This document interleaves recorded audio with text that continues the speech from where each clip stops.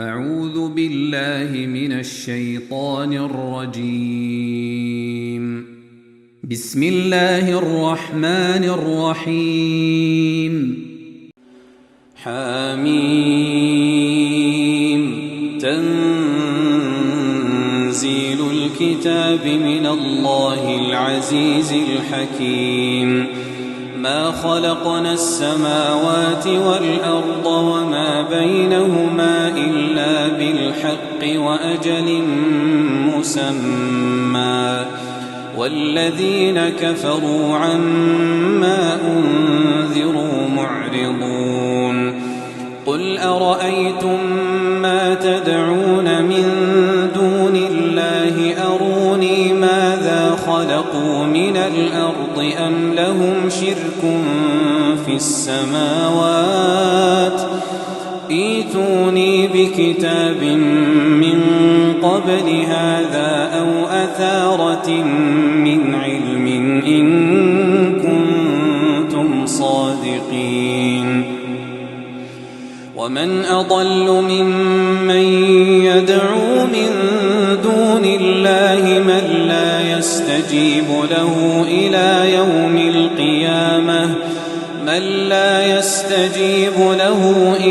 يوم القيامة وهم عن دعائهم غافلون. وإذا حشر الناس كانوا لهم أعداء وكانوا بعبادتهم كافرين. وإذا تتلى عليهم آياتنا بينات قال الذين كفروا للحق لما جاءهم هذا سحر مبين. أم يقولون افتراه قل إن افتريته فلا تملكون لي من الله شيئا هو أعلم بما تفيضون فيه كفى به شهيدا بيني وبينكم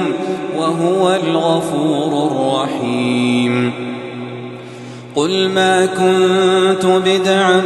من الرسل وما أدري ما يفعل بي ولا بكم إن أتبع إلا ما يوحى إلي وما أنا إلا نذير مبين. قل أرأيتم إن كان من عند الله وكفرتم به وشهد شاهد من بني إسرائيل على مثله فآمن واستكبرتم إن الله لا يهدي القوم الظالمين.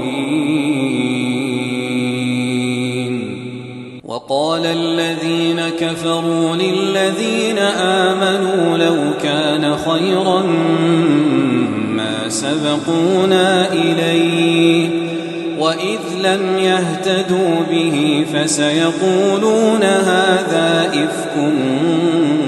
قديم. ومن قبله كتاب موسى إماما ورحمة وهذا كتاب مصدق لسانا عربيا لينذر الذين ظلموا وبشرى للمحسنين. إن الذين قالوا ربنا الله ثم استقاموا فلا خوف عليهم ولا هم يحزنون. أولئك أصحاب الجنة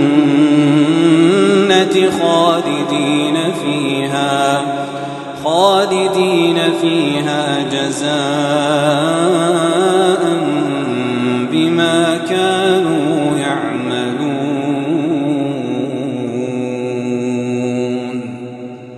ووصينا الإنسان بوالديه إحسانا حملته أمه كرها ووضعته كرها وحمله وفصاله 30 شهرا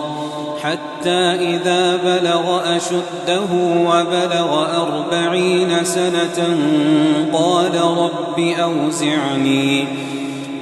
رب أوزعني أن أشكر نعمتك التي أنعمت علي وعلى والدي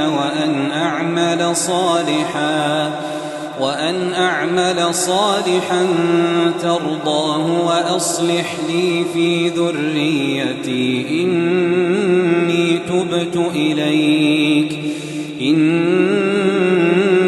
تبت إليك وإني من المسلمين أولئك الذين نتقبل عنهم أحسن ما عملوا ونتجاوز عن سيئاتهم في أصحاب الجنة وعد الصدق الذي كانوا يوعدون والذي قال لوالديه أف لكما أتعدانني أن أخرج وقد خلت القرون من قبلي وهما يستغيثان الله ويلك آمن إن وعد الله حق فيقول ما هذا إلا أساطير الأولين أولئك الذين حق عليهم القول في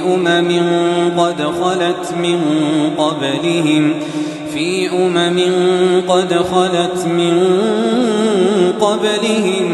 من الجن والإنس إنهم كانوا خاسرين ولكل درجات مما عملوا وليوفيهم أعمالهم وهم لا يظلمون ويوم يعرض الذين كفروا على النار أذهبتم طيباتكم في حياتكم الدنيا واستمتعتم بها فاليوم تجزون عذاب الهون بما كنتم تستكبرون في الأرض بغير الحق وبما كنتم تفسقون واذكر أخا عاد إذ أنذر قومه بالأحقاف وقد خلت النذر من بين يديه ومن خلفه ألا تعبدوا إلا الله إني أخاف عليكم عذاب يوم عظيم قالوا أجئتنا لتأفكنا عن آلهتنا فأتنا بما تعدنا إن كنت من الصادقين قال إنما العلم عند الله وأبلغكم ما أرسلت به ولكني أراكم قوما تجهلون فلما رأوه عارضا مستقبل أوديتهم قالوا هذا عارض ممطرنا بل هو ما استعجلتم به ريح فيها عذاب أليم تدمر كل شيء بأمر ربها فأصبحوا لا يرى إلا مساكنهم كذلك نجزي القوم المجرمين ولقد مكناهم في ماء مكناكم فيه وجعلنا لهم سمعا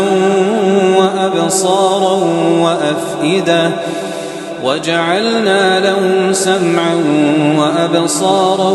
وأفئدة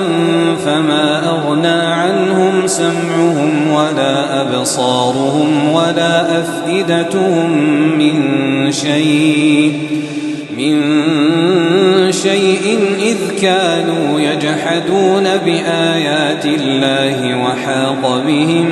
ما كانوا به يستهزئون ولقد أهلكنا ما حولكم